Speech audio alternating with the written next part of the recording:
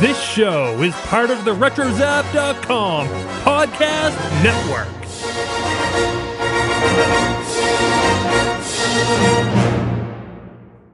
This is what you can look forward to on an incredible episode 216 of Skywalking Through Neverland.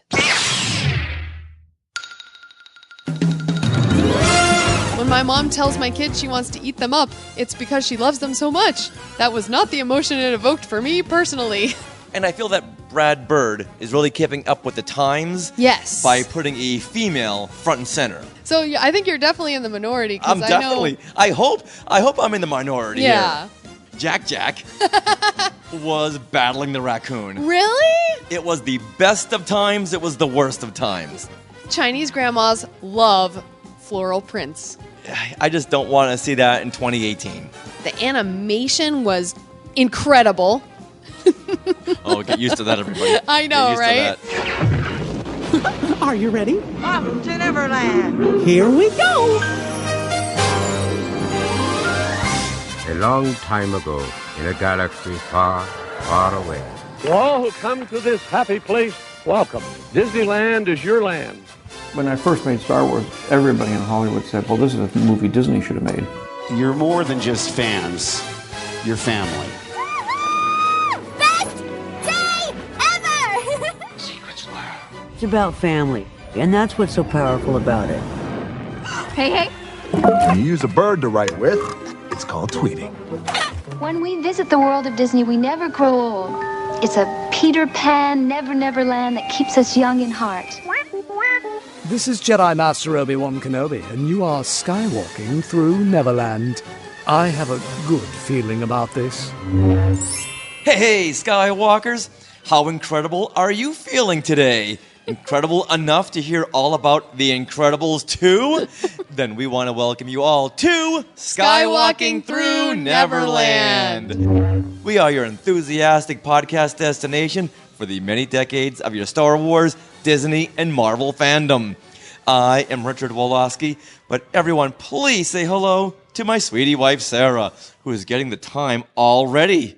Not that time yet. I know, but it's coming up, and I know it's coming up. But before that comes up, it's time to give a big Wookiee hug to all of you Skywalkers who listen to the show every week. And if you're new this week, welcome! You are now a Skywalker. And if you're watching on Facebook Live, yay! Thanks for joining us at the Agora Hills Library. That's right. We are recording from the Agora Hills Library. We have this whole meeting room to ourselves. We kicked everyone out so we can go skywalking with you guys and looking out at this fantastic view, which we just showed everyone on the live stream moments ago. It's true. All right, Sarah, I saw you getting it ready.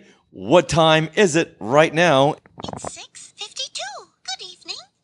6:52. Minnie says good evening. Yeah, like we said in the last couple of shows, we'll be running and gunning these next couple of months. But it's everything we can do to get you guys your skywalking dose for the week. Yay. And this week we're talking Incredibles. I'm so excited. Yeah. Now we are recording on June the 19th, 2018. But here is what happened on this date in Star Wars and Disney history. Now, Sarah, what if I were to ask you, what do you think Lord and Miller were doing 1 year ago today? I'm going to say they were being fired. They were cleaning out their lockers. Oh. Yep. Due to creative differences, directors Phil Lord and Chris Miller are let go from the Han Solo standalone film. Hold everything. Yeah. What do you got? Just got an email from Walt Disney Studios Publicity. Christopher Miller and Phil Lord to helm a Han Solo anthology film. I'm kidding you not. Well, what do you think Phil Lord and Chris Miller are doing today? Maybe they're saying Solo. Oh, this could have been ours. Oh. This could have been ours. Maybe they were directing something else? Yeah, who knows? I don't know. But there is something that happened on June 19th, 2015 in Pixar history. And what was that, Richard? Well, Pixar strikes again when Inside Out is released in theaters. I'm joy. This is sadness. That's anger. What? This is disgust. And that's fear. We're Riley's emotions. These are Riley's memories. They're mostly happy, you'll notice, not to brag. I wanted to maybe hold one. What happened? Sadness! She did something to the memory. Is everything okay? I don't know. Take it back, Joy! Trying. Joy, no, Let wait! go! The core memories!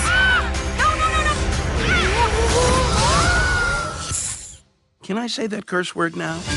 Sarah, I know this is one of your favorite Pixar movies, so Yeah. where does this stand in your all-time favorite Pixar movies? This is so hard. I was thinking about this, and, Finding Nemo has been my favorite traditionally, but honestly, when I really think about it, I think Toy Story or Toy Story 2 would have to be my favorite, because they're just there's some great characters in there, and I love that. I think Finding Nemo touches me emotionally a lot, but so does Inside Out. So I think Inside Out is in top 3. I'm going to say top 3. What about you? WALL-E. Oh, that's right. You really I love love me some WALL-E. Okay. I just love that film so much. It's like R2's second cousin on his mother's side, once removed. Oh, it's so cute. And once again, voiced by Ben Burt. Yeah, some incredible sound design on that film. I would say with Toy Story coming in at number 2. Now, talking about good films, what's coming up on today's episode? On today's episode, we have our spoiler-filled Incredibles 2 review, as well as the Incredibles 2 press conference highlights. And we will also touch on the Pixar short that plays before the film. It's called Bao and features the first-time director, Domee Shi.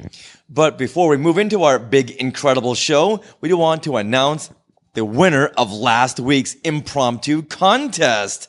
Now, we asked at the very end of the show what other Ralph McQuarrie designs have made it into the current slate of Star Wars films.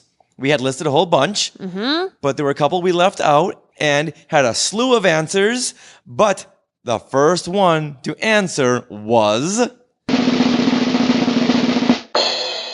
James Rowan. So thank you, James. And James, what did James say? He said that Darth Vader's castle in Rogue One, A Star Wars Story, was an old Ralph McQuarrie concept, and it was. Indeed. Yeah, it's gone through many iterations, starting back even during The Empire Strikes Back. Darth Vader was going to have a castle. He was going to have a castle in Return of the Jedi, and we didn't see it until Rogue One, where they borrowed Ralph McQuarrie's concept. Exactly. I thought everyone was going to pounce on the X-Wings. Oh, okay, yeah, but not quite. No. In fact, we had like 3 answers for Darth Vader's castle. Yeah. So James Rowan, please PM us your address and which Funko Pop you would like. We have Chewie, Han Solo, Val, L3, and Beckett left. So those are your choices. Let us know. All right, does he have a certain time frame to tell us? He has until next week. Next week. But we'll contact him. Okay. As well, if he doesn't get in contact. You know what? He wanted fair and square. Yes. You got it. Don't worry about it. Yes. All right, with that, let's get into our Incredibles 2 discussion. But as an appetizer, let's talk about the Pixar short Bao, which is about a dumpling come to life. Metaphorically speaking, of course. Now, here's the director, Domee Shi, who tells us all about the concept. I really just wanted to tell the story, like with all of the things that I really cared about, that I wanted to see on the big screen. I'm a huge foodie, and I love dumplings, and I would love to see a dumpling come to life. I also wanted to, put a little bit of myself into this short. I wanted to explore this relationship between this overprotective parent and this child, using this dumpling as like a metaphor for this relationship. I also just wanted to celebrate, Chinese culture and these foods and these people and this community that I grew up with. And this was the perfect opportunity to do that. So just to catch everybody up, Bao is the story of an aging Chinese mom suffering from empty nest syndrome. She also is neglected by her TV watching husband. So sooner or later, your mind starts filling in the need for company, and the woman imagines one of her dinner dumplings as a lively, giggly dumpling boy. Oh boy. Her newfound happiness is short-lived, however, as she soon realizes that nothing stays cute and small forever, and even dumplings grow up, get girlfriends, and want to leave the loving, protective nest that mom has created. So the mom has something to do about that. Don't forget, this is spoiler-free. Spoiler-filled. Spoiler-filled. For Bao and for Incredibles 2. So just FYI, spoilers coming. Attention Skywalkers. Spoilers ahead. Warning. Warning. Attention Skywalkers. Spoilers ahead. Warning. So it's very stylized. It's very interesting. And oh my gosh. Okay, so we're going to take some of your comments into account here. So, okay, spoilers coming. All right, there's one part where that startled me. Okay. She goes to eat one of the dumplings, puts it in her mouth, and the dumpling starts screaming. Yes. And then yeah, you look at the dumpling and it's this wait a kid. minute, what just happened? Right, Did you want to read some of the reviews here, some of the comments? Okay. Logan Lanou says, Bao made my wife cry. It made me hungry.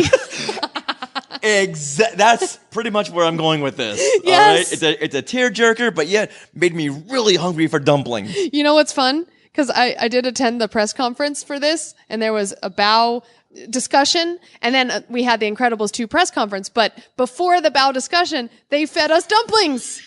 I was very happy. There's some kind of a cannibalistic nature going on there. Now, Jeremy Hunt says, so when she ate the dumpling, a kid in our theater burst into loud tears. True story. And Amanda says, yes, Bao took a dark turn. Yeah. Yeah, that part, like, really, well, first of all, you're seeing this dumpling come to life. You're like, okay, this is interesting. Is this, I guess this is what the short is about, these dumpling kids, but the dumpling kid kind of grows up and becomes a dumpling man who then gets a real life girlfriend, exactly. Which was odd. Kind of like in Family Guy when the dog Brian goes to get a girlfriend and it's a human. Yeah. It's like, why aren't you going out with a girl dog? It was kind of off kilter for me. Like, I didn't really know what to think. And then there was that moment where the mom ate the kid to keep in her belly warm and safe rather than out in the world. Yeah, I got to admit, I really wasn't on board with this one here. Okay. I had a hard time connecting to a dumpling. And as soon as I started to accept this premise, the dumpling boy starts to grow, and I wasn't really connecting with his teen attitude. Oh. Maybe because I wasn't like that as a teen, being so off-putting to mom. And from there, I just checked out of this. And it did have a nice metaphorical ending where, of course, the dumpling wasn't a real dumpling. Right. It was her son who had grown up and did the same actions of, personifying the dumpling. I know we just heard director Domee Shi say that she's a foodie. Yes. And she just thought, hey, you know what? Let's go with Chinese culture and do this through a dumpling. Mm-hmm. Yeah, that didn't work for me. No. Okay. Well, one thing I did like about this is that there's no dialogue at all. Right. And I think it really helped in sharing just the emotions of the short, because I was watching this short with you and I looked over at you a couple times and there was like tears in my eyes. Do you remember that? Oh, yeah. Because it's not like, even though I didn't completely connect with it, just the music and the overall, just the picture and everything without dialogue, it really just touches the emotional heartstrings, and you can't help but like really feel emotion for this poor mom who just wants to keep her kids safe. Right. And as Jeremy Hunt says, beautifully made. Yes. It was very beautifully made. Right. But one of the fun things is she eats them in the end. I know. What was that? Well, she does explain in the presentation that she did. So let's see. Earlier in June, I attended this presentation for Bao as well as the Incredibles 2 press conference, and director Domee Shi and producer Becky Neiman-Cobb were there, and we learned some fun facts from that. And one of the things that Domee Shi really wanted to get across when the mom ate the dumpling was the fact that her mom, Domee's mom, had always said to her, sometimes I just want to eat you up and keep you in my belly safe. You know, something like that. Some metaphor like that. And so she actually made the metaphor come to life in a short. All right. You know what? I got to say, do that on your own time. Well, Domee did always mention she loved to draw food as well. So she just connected all the dots all together in this funky little short. Maybe a little too personal for a big audience because, as we can see by the comments on Facebook here, this was just weird. Well, but it did get reactions, and I think that's the point. Right. Well, I think anything artistic will get reactions, good or bad. And that way, you know that it's touching people. Mm-hmm. But let's figure out the balance here. Is this a short you'd want to watch again and again, like Lost and Found? That was so much fun.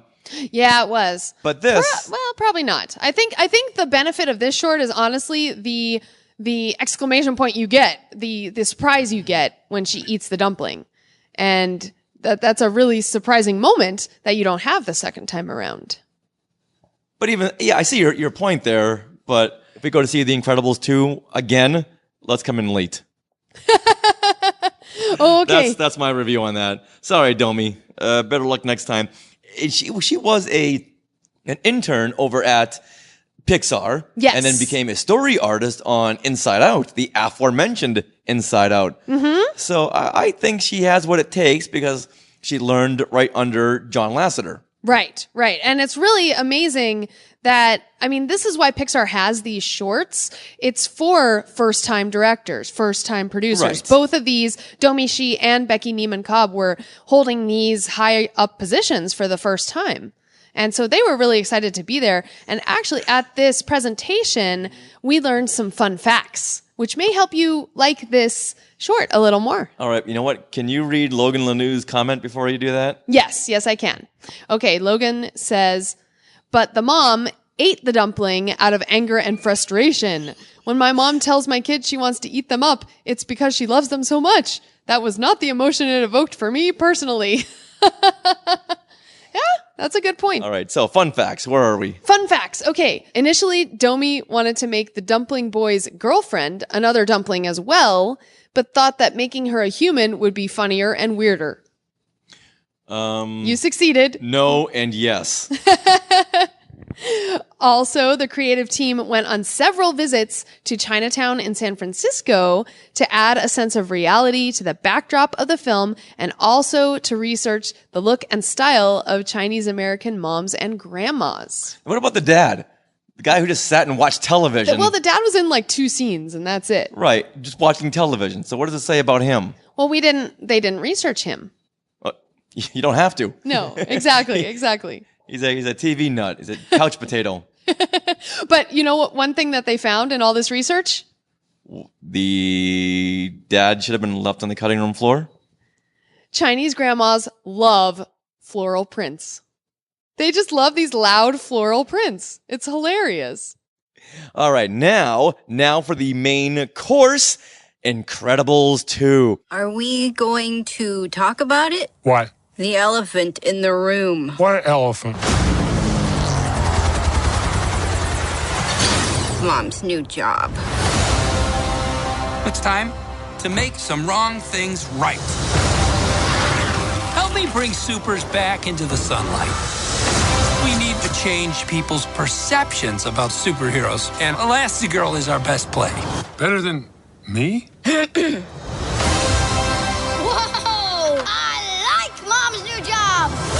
Bye, sweetie. I'll watch the kids, no problem. That's not the way you're supposed to do it, Dad. They want us to do it this way. I don't know that way. Why would they change math? Math is math. Okay, math Dad. is math. Hello? Hey, honey. How are the kids? Everything's great. Is she having adolescence? And Jack? He's in excellent health. You know it's crazy, right? To help my family, I gotta leave it. To fix the law, I gotta break it. You've got to, so our kids can have that choice. Suit up. It might get weird. I'll be there ASAP. Where you going ASAP? You better be back ASAP. Did you notice how they dropped the? The first film was The Incredibles. Okay. This is just Incredibles 2. Oh. I didn't notice, but now I have. There you go. Now we both know that. Yes, that's very true. Now, we'll give our thoughts on the film as well as what you Skywalkers thought per your comments in our discussion thread. In our Facebook discussion group. Mm-hmm. And we'll intercut some sound bites from the June 6th press conference held here in West Hollywood. Yes. Not right here. Right here, we're in Agora Hills. Yes. But down the street. Yeah, about an hour. All right, Sarah, give us the synopsis of Incredibles 2.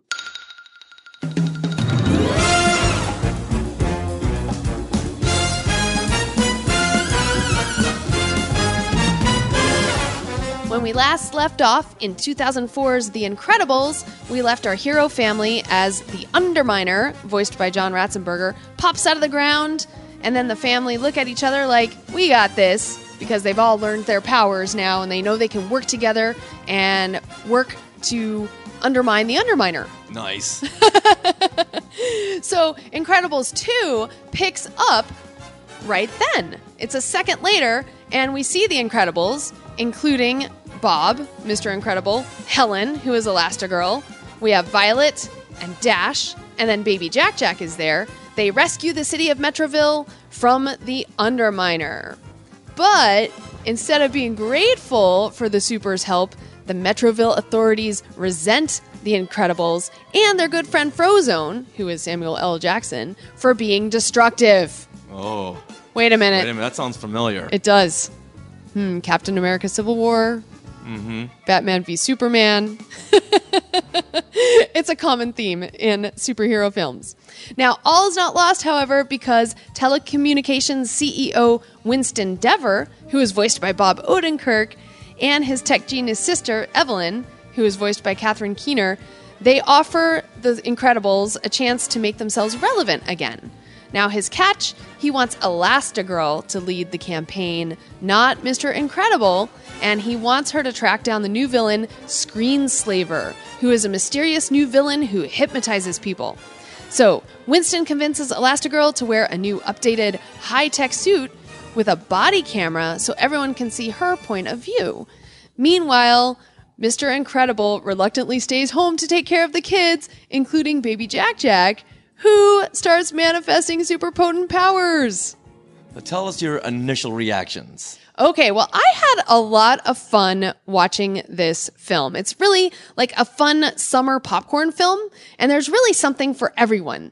You know, you have like the kids story, you have a teenage story, you have a little baby story, you have the parents story, you have a relationship story between Mr. Incredible and Elastigirl. And so you have all these different age groups that can really relate to different areas of the film. And I thought that the colors popped, the music popped, the animation was incredible. Oh, get used to that, everybody. I know, right? Yes. And so all of that made great impressions on me. Now, there is so much going on in this film, however, that it was hard to keep track of absolutely everything. And now it's been about, 2 weeks since we've seen it? Mm-hmm. And honestly, I've kind of forgotten a lot of stuff. So it's a fun ride, but it's a bit of a forgetful film because there's so many other superhero films out there that tie into each other with their characters and plots. You know, you got all the Marvel Cinematic Universe. So are you saying that maybe this wasn't the best time to release this film? Do you think maybe that's why it's forgettable? No, I don't say that because it made like so much. It actually broke records for its opening weekend. So 180 million. Yeah. So I think it is a fine time to release it. And it's just, for me, it didn't make as big of an impression as, well, I don't know if I thought it would, but I thought it was fun. So I would see it again, definitely. And I didn't not like it. It just didn't make a huge impression on me like, say, Wonder Woman. All right. Fair enough. That's my thoughts. Now, I've been looking forward to this since the hype started at D23 Expo just last year. Okay. The trailers looked great. The production design looked great. It was top notch and very Pixar appealing. But I feel that Brad Bird is really keeping up with the times. Yes. By putting a female front and center. Mm-hmm. We have Elastigirl. She's up there with Wonder Woman. She's up there with Miss Marvel coming out next year. And actually, Brad Bird had that idea when he was pitching Incredibles, the first movie, the first time around. So he had this idea way back in 2004. He's way ahead of his time. Mm-hmm. And I think Elastigirl adds another level because she is a mom Yes. and a wife. Yeah, that's true. We haven't seen that before. Yeah, done successfully. Right.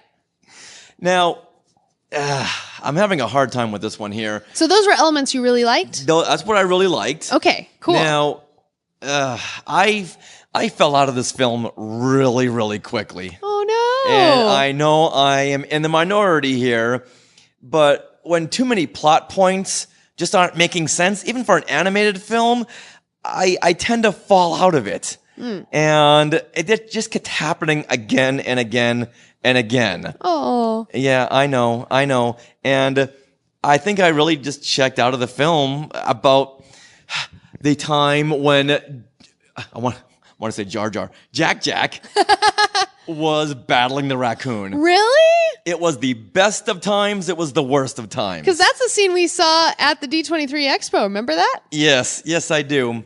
But seeing it in context with the film, okay, we hadn't really seen animals in The Incredibles act like this. So it was odd that this raccoon had very, very humanistic approaches to fighting. But it's an animated film. It was an animated film, right?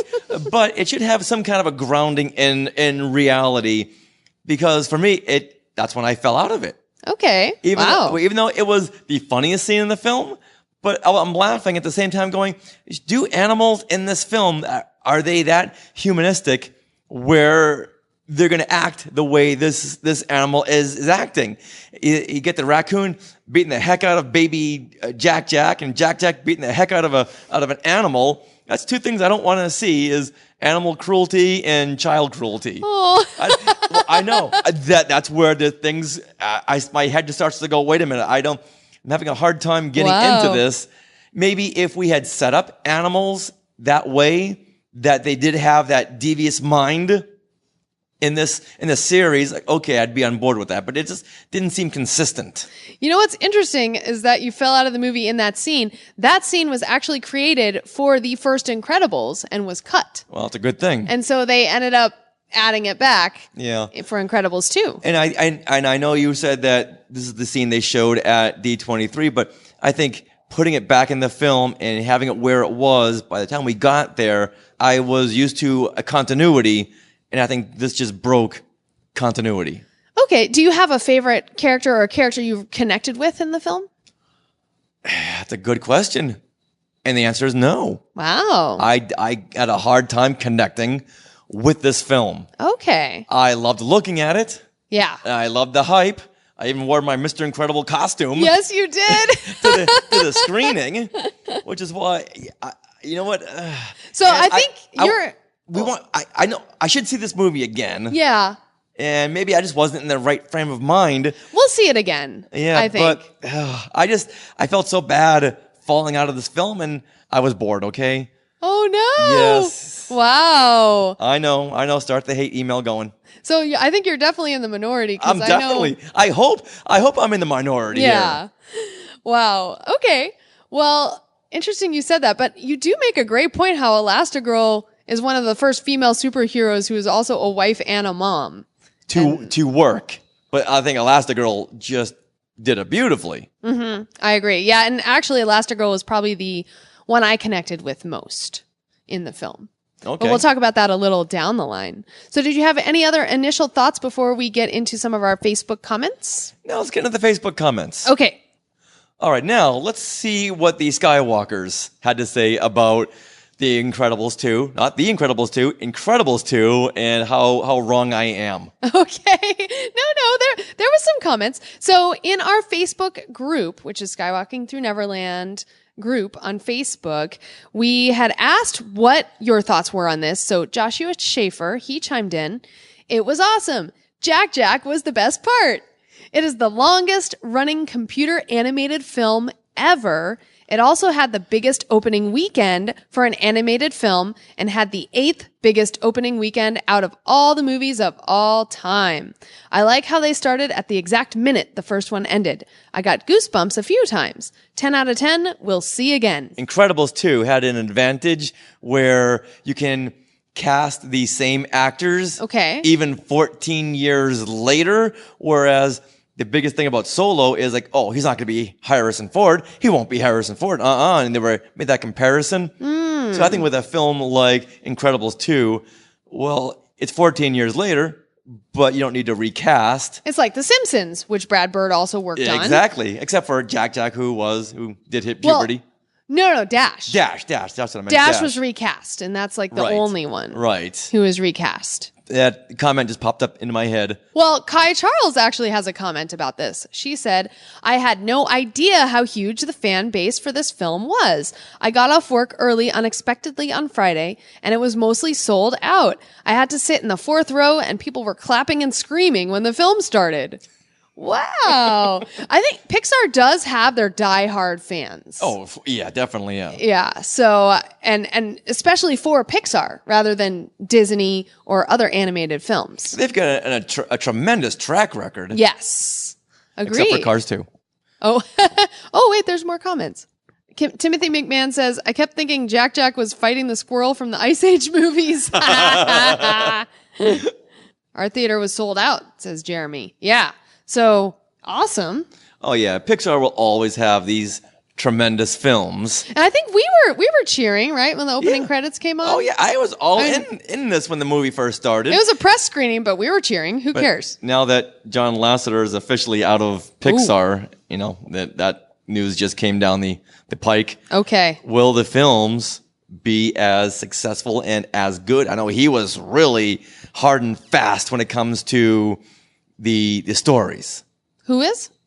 John Lasseter was really, he wanted those tight stories. Right. And he did research for years. Mm-hmm. Look at the track record. John Lasseter is just phenomenal and kept that going for all this time, except for Cars 2. So I think, I hope we don't see a difference when, at this point. Logan Lanou says, I trust Pete Docter.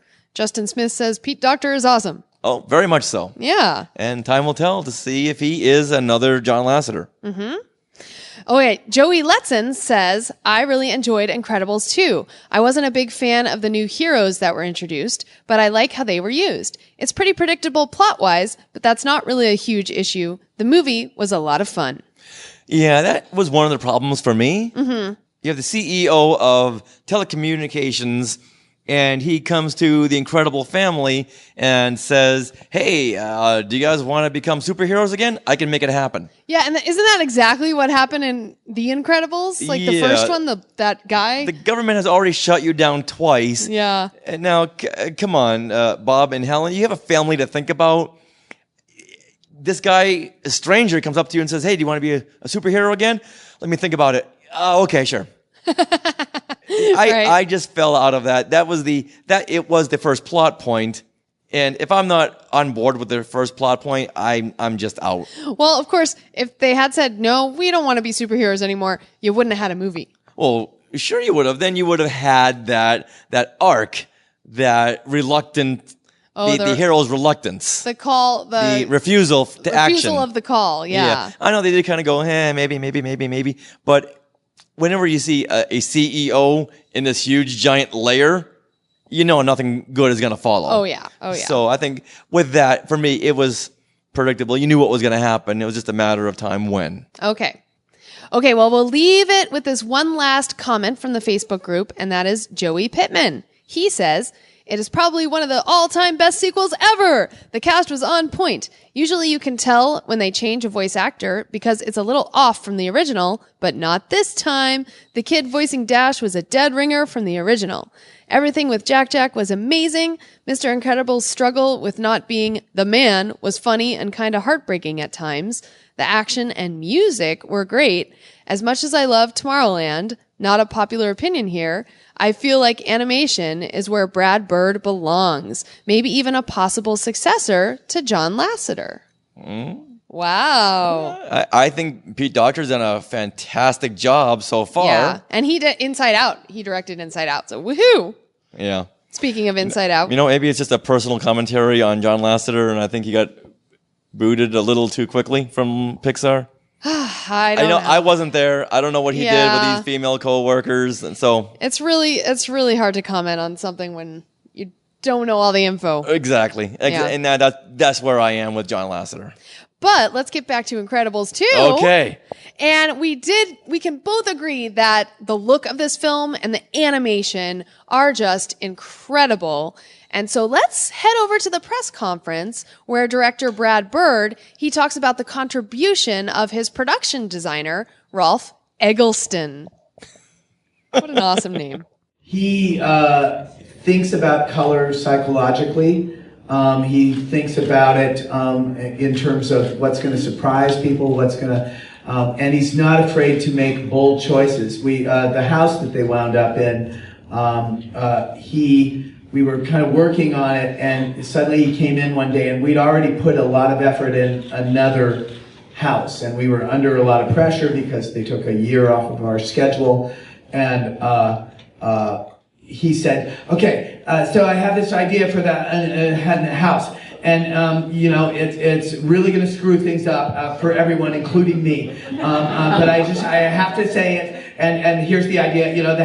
The house should not work for them. It should be initially impressive, but then you get in there and everything's wrong for a family. And there's just these things that are beautiful originally, the water things, they become like this problem, and it's the wrong house for them. And there's no real place for the baby's room, and there's a fireplace in the baby's room for no reason. And everything he's saying, I'm going, oh, that's going to ruin this, and that's going to ruin that.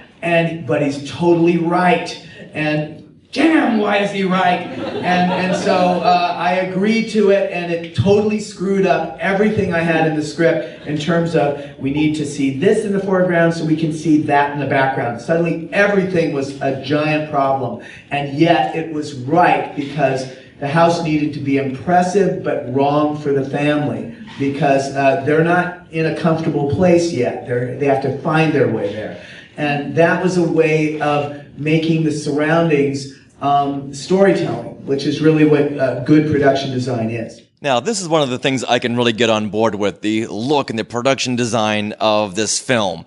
The first film was filled with bright primary colors, kind of like the comic book colors of the golden era. Ooh, yeah. And this film was inspired by the palette of the 1960s Silver Age comics era, with a wider color range, more realistic, almost to mirror how we're getting to know this Incredibles family. Awesome. Yeah, I love that. And also with this wider color range, Rolf Eggleston really found ways to tell the story using the color palette itself. So not only did he go back to the golden and silver age of comics, but the superheroes really pop on the screen in Incredibles 2 because of the muted color palette for backgrounds. So you look at any stills and you see Elastigirl is popping off the screen as all the muted blues and grays of the background are receding. And it's really great. These pastels that they use for the backgrounds, the colors just blend together nicely. So you have those superhero outfits that pop. So did you like that? Oh, I love that. And it really harkens back to the 1960s with the design of the architecture and the colors. Yeah. Yeah. Yeah. The mid-century architecture. In fact, I guess they showed just a scene of this film where that mid-century couch falls into the water in the Incredibles home. And they showed it at some mid-century furniture conference where people are collectors of these mid-century, what is it called? Furniture. Mid-century furniture. And all the furniture people gasped because this mid-century couch that's worth a lot of money actually got, in water and got damaged. And they were all like, oh. So that scene was put in for actual collectors who know what that's worth. You know what could have made this film a little bit better? What? If you really want to set the 1960s, play some monkeys. People say we're monkeying around. Oh. Play some monkeys in there. You know what? I would have been sold. What about Giacchino's soundtrack? You raise a good point. But there are soundtracks that play some music just to set the era. Okay. And I'm just saying, would it have killed you to play some monkey songs? We're just trying to be friendly. Come and watch us sing and play. You would have been right on board. Then I would have been, hey guys, this film is only second to Solo this year. Yep, yes, you would have. Wow. Okay, now this is an FYI for those of you who maybe want to bring someone who may have issues, but something I didn't realize at the time of watching Incredibles 2, but now has come out.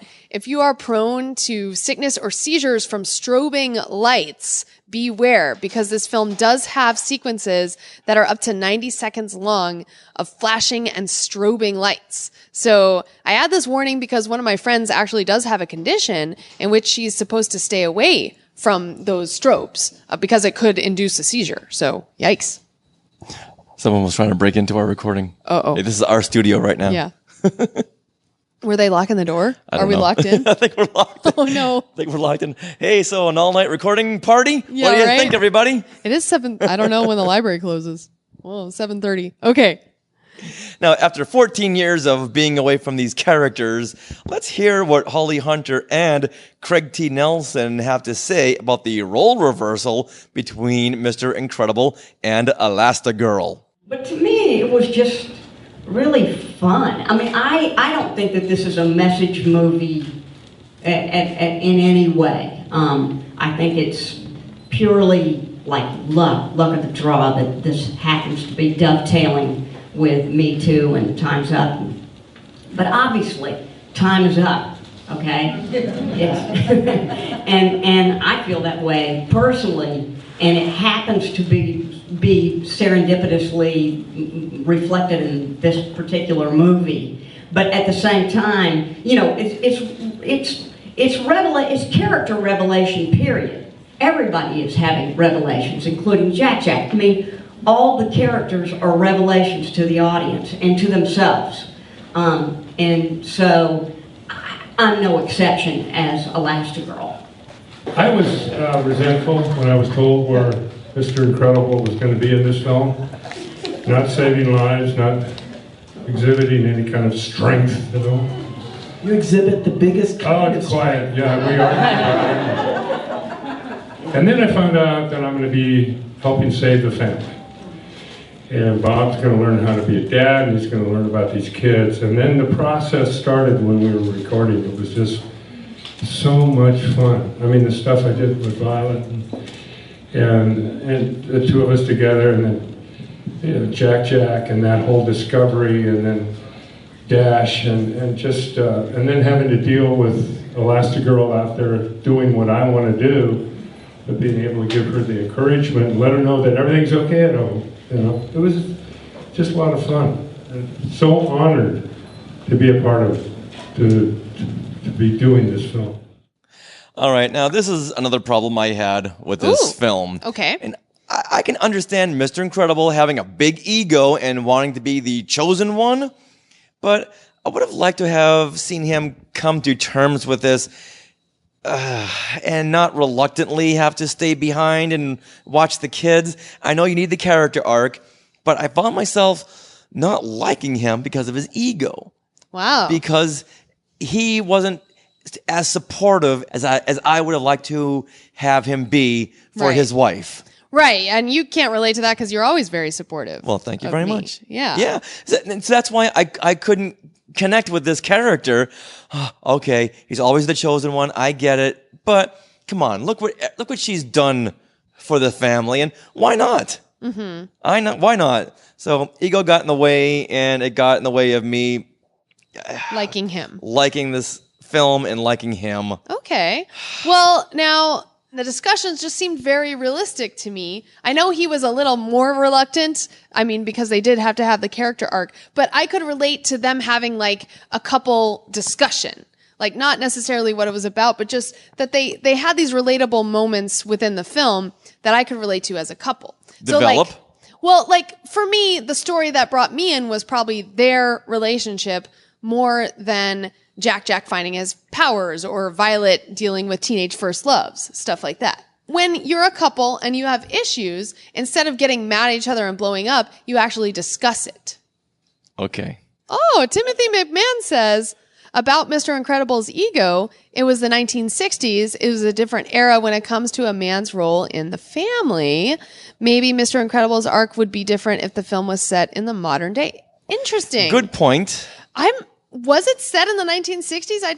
I know the yes. okay. I Which guess is it was. why they decided on this color palette of pastels and look at that architecture. Okay. That's what I'm talking about. Had they played a little I'm a believer, daydream believer, then you wouldn't be asking yourself that question. Okay. Yeah, because partly in animation, anything can be stylized. It's not necessarily for a particular time. And believe me, I get it. I get it. That in 1960s, it was the man. The woman is very much in the back seat. I understand that. Okay. But just like we were watching Mad Men yes. a couple of years ago, I had a very hard time connecting with it just because I did not like the way Don Draper and the crew treated all the women. Yeah. It took me a season or two to get into that show? It was like a season and a half where we were like, whoa, dude. Yeah, I don't think so. This isn't cool. So yeah, I get that. I just don't want to see that in 2018. Right. Okay. That's a very good point. Well, thank you. Now, this question necessarily is not for us. So here's the question. Are animated movies just for kids? No, absolutely not. I think that went out the window when in the Little Mermaid, Beauty and the Beast. I think animated films have always been for, I would say primarily for kids, but I've always had friends growing up in my teen years and young adult that were always animation fanatics. Okay. You know what? I was going to say the movie Heavy Metal in 1980 really cemented the fact that animation is not just for kids, but you go back to like Felix the Cat. And you can go through time and go, okay, all animation wasn't just for kids. So to answer your question, no, I don't think animated films are just for kids. Okay. Primarily, it has them in mind. Right. But when it comes to Pixar, or like the marketing kind of has them in mind. Right. Right. You know what? I'll cite one of my best favorite animated shows, Beavis and Butthead. Oh, man. Not for kids. All right. So is that a very for me. long answer to your question? No, that was a good answer, and I have an answer as well. All right. And my answer changed over time. So when I was a kid, of course, I loved animated movies. You know, I grew up in the Disney Renaissance, so that was all good. But I could kick my adolescent self because back when I was in high school, I went through a period of being too cool for Disney. So I thought that animated films and stuff were beneath me, and so I missed out on the hype and the fun and seeing in theaters Pocahontas, Mulan, and Tarzan. And I don't have those memories, like I have those nostalgic memories of those films because I didn't go to see them in the theater. I like poo-pooed them. Ironically, that's when I got into Disney animated movies. Isn't that funny? So it wasn't until I actually moved out to LA for college and all the friends I made had annual passes to Disneyland that I was like, oh, well, I had to get one too because peer pressure. It was also only $333 and not per month? For the entire year for the highest level of annual pass. Ridiculous. I miss those days. Yeah, so it was actually the Disney parks that ignited my love for all things Disney, including the movies, once again. So isn't that interesting? So I had a different answer to that question in adolescence. I was like, too cool. But should we hear what director Brad Bird has to say about our animated movies just for kids? Grown-ups? Yeah, kids are strangely treated like beards, you know? I'm a single guy, but I want to see this. I found a kid. Can I come in now? Here's this kid. He was roaming the streets. I told him I'd pay for his ticket. Will you let me in? And it's like, no, man. It's an art form. You know, it's like it's for anyone that likes movies. And you don't need to have a kid. And you don't. People are constantly coming up to me. My kid really enjoyed it. And I go, did you like it? And they go, oh yeah, sure, but Billy really liked it. I'm like, I made it for you, and Billy can come, But I'm not a kid, and I made it something that I would want to see. And we're not kids, and we worked on this. I'm a kid. You're welcome. You can come anytime. You're welcome. I think adults think of animated movies as a guilty pleasure. Something they don't really want to admit that they like, even though they may love them. Yeah. And just say, oh yeah, no, my kid loved it. I liked it very much too. Now, I wonder if that's different for men versus women, because I have no problem saying I love animated films. Yeah, I think most guys still have that machoism. Right. And they can't admit it. I think that, oh. Yeah, I got none of that. Oh, good. I love me some animated films. Meh. Well, yay. All right, so it's time to bring up the soundtrack to Incredibles 2. Fun facts time. Michael Giacchino did the score. Strikes again. He strikes again. Look at this man. I know. He is like so prolific. It's crazy. Now, Incredibles 2 is a triumphant return to his roots because in 2004, the original The Incredibles score was Giacchino's first big break into feature films, his very first one. Without that score under his belt, he may not have teamed up with Pixar for at least 5 successive films at this point. He might not have done the Star Trek franchise, although he probably would have because of J.J. Abrams. But then, he's since been tapped by Marvel for Spider-Man Homecoming and Doctor Strange. And then because of that, Disney kind of saw him to fill in for Star Wars Rogue One. So one of the best Star Wars soundtracks. Yeah, so I mean, the Incredibles score really established his career with Pixar, and I just think it's really cool that, now looking back 14 years later, I mean, look at his career. It's insane. Yeah, I would say we just listened to the soundtrack to Incredibles 2 right before our program. Right. We did at this library, and I didn't want you to turn it off. I know. It's got a very stylish 60s sound. Yeah. Once again, maybe throw a monkey song in there. But yeah, boy, he really taps into that jazzy feel. And I'm not a big jazz fan, but I love the soundtrack. Yeah, and I bet he had a lot of fun revisiting the soundtrack, because I'm sure he looked at his old score and was like, okay, what can I do and amp it up? And I know while watching Incredibles 2, I was really amped up by the soundtrack. And like the end credits were playing and I'm like all dancing in my seat. Like, woohoo, it's Incredibles. So definitely stay through the end credits, as it's really a chance to relish those themes in their entirety. So I love it. All right, now as we wrap this review up for Incredibles 2, what are your last thoughts? I want to see it again, maybe in a couple months when things have settled down. I thought this movie would be a great escape.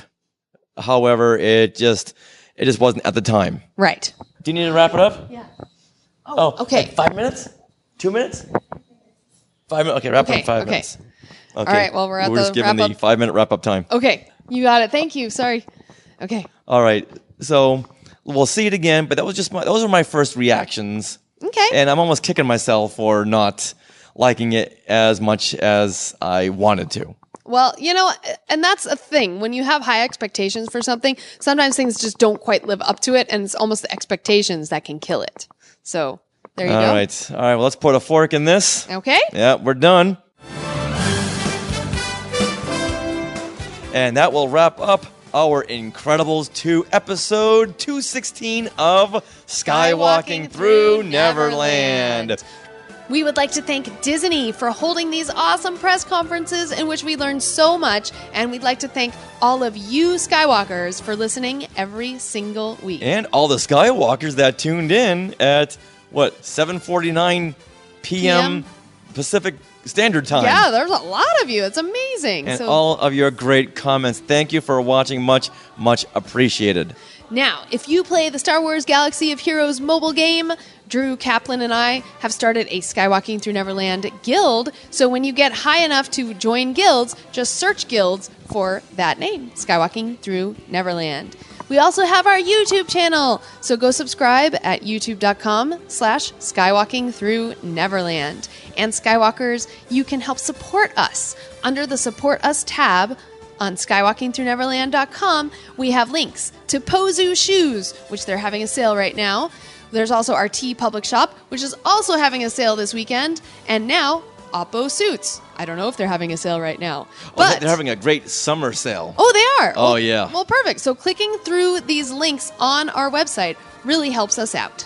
All right, and help yourself out by going over there to retrozap.com and listening to shows like Brews and Blasters, Agents of S.H.I.E.L.D. Case Files, The Deucecast Movie Show, Artcast, a retro gaming podcast, Techno Retro Dads, and Talking Apes, where we're going to release our 50th anniversary celebrating Planet of the Apes very shortly. Excellent. You can also find Skywalking Through Neverland at jedinews.co.uk and Fantha Tracks.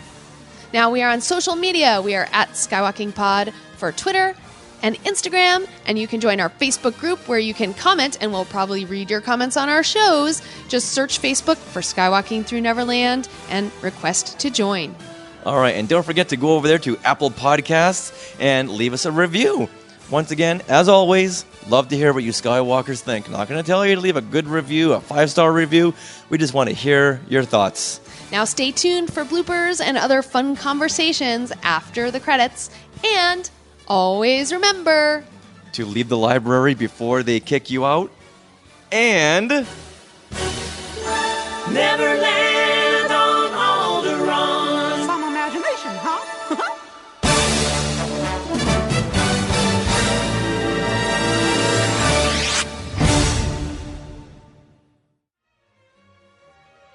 To our Skywalkers and Tweetwalkers, thanks for listening. Skywalking Through Neverland is created and produced by Richard and Sarah Woloski. Original music by Rob Dellinger. Creative consultant Mark Augushowitz. Technical advisor Peter Heitman. Facebook administrators Donald Wicks, Joey Pittman, and Norma Heitman. Skywalking Through Neverland is intended for entertainment and information purposes only. Any sounds, music, and clips played during this podcast are the property of their copyright holders. All original content is property of Skywalking Through Neverland, all rights reserved.